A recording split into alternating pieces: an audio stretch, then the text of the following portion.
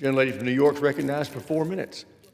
Thank you, Mr. Speaker. I rise in support of this appropriations package. As the ranking member of CJS, this may not be the bill I would have drafted if my Democratic colleagues and I were in the majority, but it is a strong, responsible compromise that meets the needs of the American people. I will be voting in favor, and I urge my colleagues to do the same. I am proud that this bill increases funding for grants to state and local law enforcement, including for community-oriented policing services and the Violence Against Women Act. These funds are vital for the public safety of all of our local communities and for victim services. Earlier proposals, including the President's budget request and the previous House bill, eliminated funding for the Community Violence Intervention and Prevention Program. Thanks to Democrats' advocacy, we secured level funding to continue this important program in this bill. Earlier proposals also zeroed out funding for grant programs to prevent hate crimes.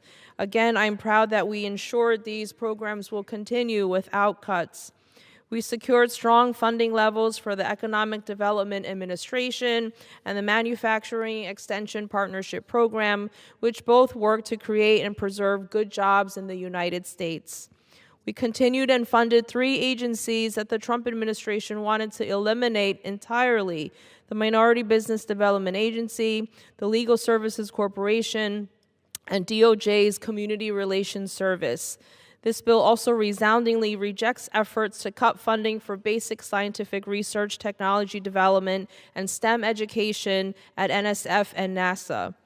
Importantly, this bill strengthens congressional oversight and control over funding for federal agencies to ensure that they spend this money as Congress intended rather than for their own political purposes. Last but not least, every single one of the extreme partisan policy riders contained in the previous House CJS bill have been removed from the bill before us today. I'm proud of the work we have done in this bipartisan package. I want to thank Chairman Tom Cole and his team, to our subcommittee chairman Hal Rogers and his team for their cooperation, for our ranking member of the Appropriations Committee, Chairwoman Rosa DeLauro and her team. And I especially want to thank our Appropriations Subcommittee staff, Bob Bonner, Jamie Wise, Nora Fay, and Faye Cobb, for their tireless work on this, and also Tom Diniger and Rebecca Lee from my individual office as well.